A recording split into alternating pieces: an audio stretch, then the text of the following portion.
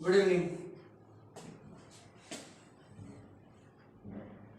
ये बिल्कुल common miraculous communication के लिए पिछले जितने दिनों में मैं जो कुछ भी नया लाता गया हूँ, एक्चुअली ये उपदेश नहीं है, सर्मन्स नहीं है, ये वो सेंटेंसेस हैं जिन्हें आप लोग याद कर लें and as and when required and the circumstances are same, I mean to say coinciding circumstances are there, you can use them. इनका अपना एक इम्पैक्ट है, इम्प्रेशन है, लेकिन इन वर्ड्स के साथ साथ कुछ एनालिसिस भी होना जरूरी है, जो मैंने पहले ही करके दे दिया है। पढ़ते पढ़ते ही ध्यान आया, ये सब चीज़ें डिक्शनरी में मिल जाती हैं, और ये चीज़ें तो आप लोग डिक्शनरी से खुद ही बना सकते हैं, अपने ओपिनियन बना सकते हैं। जो फिलोसोफर्स हुए, थिंकर्स हुए, उन्होंने पढ़ के अपने ही हिसाब से अपने कोटेबल कोड्स दिए, नोशंस दिए।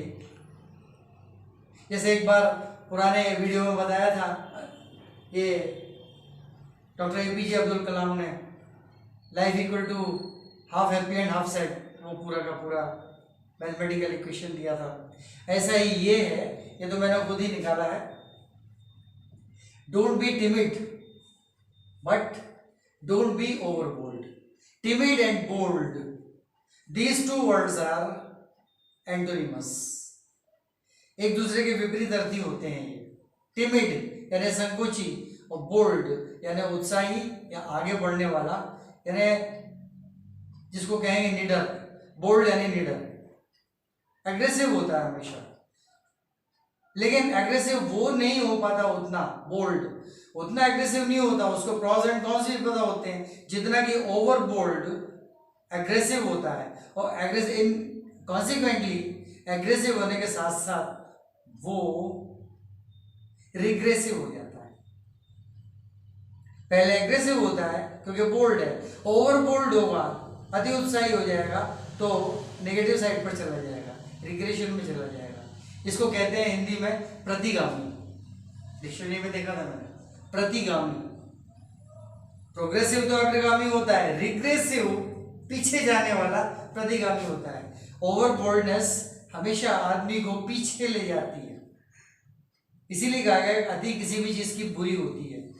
तो so the first sentence sound somewhat like this, don't be timid, संकोची मत बनो, but at the same time don't be over bold too, जरूरत से ज्यादा बोल्ड भी मत बनो, because timid and bold are mutually opposite. ये दोनों म्यूचुअली ऑपोजिट होते हैं। टिमिड यानी संकोची, बोल्ड यानी उत्साही, निडर। ये होता है डरपोक, ये होता है निडर, बोल्ड, ये निडर होता है। लेकिन जरूरत से ज्यादा निडर हो जाएंगे तो क्या होगा, but timid and over bold are mutually opposite,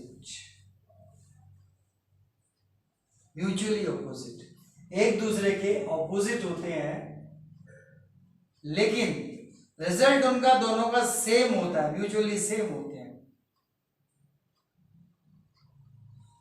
क्योंकि ओवर बोल्ड में बोल्ड लगा हुआ है, तो उत्साही तो है वो, स्टार्टिंग में ऐसे दिखाई देता है कि नहीं यार ये डरपोक नहीं है, ये तो बहुत ज्यादा मतलब हिम्मत वाला है, साहसी है। लेकिन ज्यादा से ज्यादा बहुत ज्यादा साहस कर देना भी तो ये हो जाता है कि timid and over bold are mutually same, boldness खत्म हो जाती है। ओवर बोल्ड होने की वजह से उसमें भी, उससे भी, ओवर बोल्ड से भी रिग्रेशन मिलेगा, और टिमिड से तो रिग्रेशन मिलना ही है। टिमिड संकोच, ज्यादा संकोच करेंगे, हमेशा करते रहेंगे, हमेशा डरते रहेंगे, पीछे की तरफ ही जाना है आपको, no progress. Question does not arise for any kind of progress, but if at all you are over bold, you are most prone to commit some mistakes which can neither be overlooked nor be pardoned, and ultimately they are non-fatal. छोटी सी गलती भी बहुत ज्यादा उल्टा दे देती है। तो timid and overbold are mutually same, being regressive. उसमें बोल्डनेस तो जो है, लेकिन ओवर पीछे लग गया, प्रीफिक्स लग गया, तो ये इसी के जैसा हो गया, रिजल्ट हो रही है, रिजल्ट में इसी की जैसा हो गया। डर तो आप में नहीं है क्योंकि बोल्ड आगे लगा हुआ है, लेकिन ओवर हो गया चूंकि, इसलिए वो गलतियां आप भी कर जाएंगे जो कि टिमिड करता है, भीरू जो होता है, संकोची होता है, वो जो गलतियां करता है वो आप कर जाएंगे, अनजाने में कर जाएंगे। ये तो जानबूझ के क्या, इसको तो कुछ करना ही नहीं है, इसको तो गलतियां ही करना है। डरता है, कोई भी स्टेप लेने से डरता है। इसलिए तो किसी ने कहा है ना कि कौन कहता है कि सुराख आसमान में नहीं होता, एक पत्थर तो तबीयत से उछालो यारो। वो ये नहीं कर सकता, इसने पहले कभी एक पत्थर उछाल दिया होगा, बोल्ट, ये बोल्ट, इसने एक पत्थर उछाल दिया होगा, काम हो गया। तो ये एग्रेसिव है, आगे बढ़ के इनिशिएटिव लेने वाला आदमी, इनिशिएटिव टेकर, ये इनिशिएटिव होल्डर है, ये इनिशिएटिव लेने की आदत रखता है। लेकिन अगर पुराने एक्सपीरियंसेस जिनमें ये कहीं इसने पाया था कि मैं फेल हो गया, उनको भूल गया, तो ये इसमें ये बोल्ट या इसको यहाँ पे फॉल होने में, गिरने में बहुत ज्यादा टाइम नहीं लगता। जहां ओवर बोल्ड हुआ वहां उसकी एग्रेशन जो है वो रिग्रेशन में चली जाएगी, रिग्रेसिव हो जाएगा।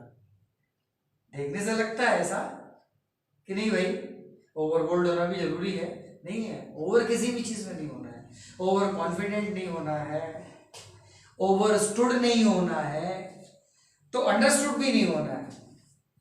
Mind is different kind of philosophy.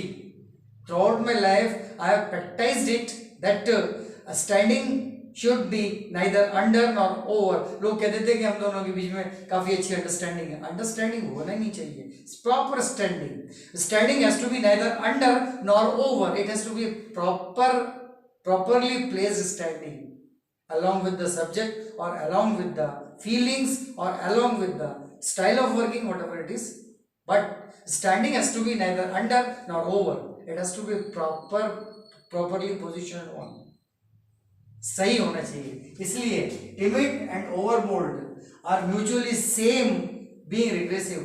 ये तो रिग्रेशन की तरफ ले ही जाएगा, ये भी